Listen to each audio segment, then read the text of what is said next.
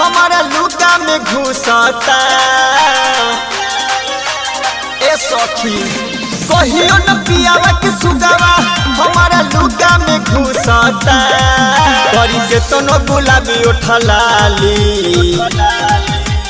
हाय दैया करी के तनो गुलाबी उठलाली नहीं भतार चूसता। करी के तनो गुलाबी उठलाली नहीं भतार चूसता। कहियो न पियावा के सुगावा हमारा लुगा में घुसता।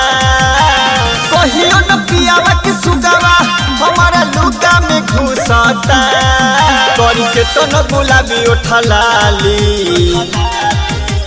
हाय दैया करी के तनो गुलाबी उठलाली नहीं भतार चूसता। करी के तनो गुलाबी उठलाली नहीं भतार चूसता।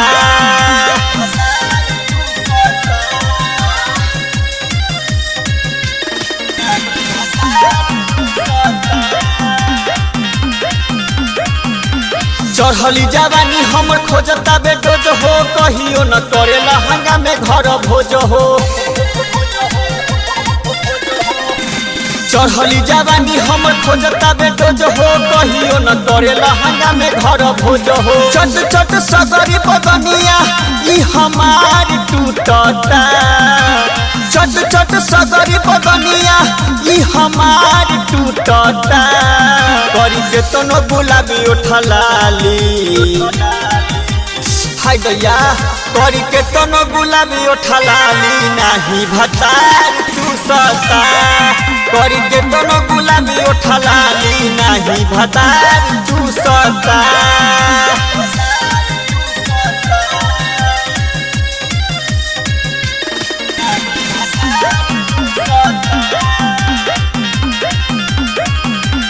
के कराला करी हम सोरो हो सिंगार हो। करे नहीं आबे मोरा पियावा के प्यार हो।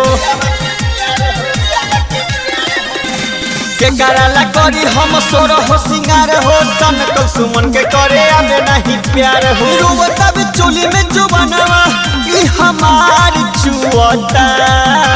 रोवता भी चोली में जो बनवा ई हमार चुअता। करी के तनो गुलाबी उठलाली हाय दैया करी के तनो गुलाबी उठलाली नहीं भतार चूसता। करी के तनो गुलाबी उठलाली नहीं भतार चूसता। अपना धुन रिकॉर्डिंग स्टूडियो हाजीपुर।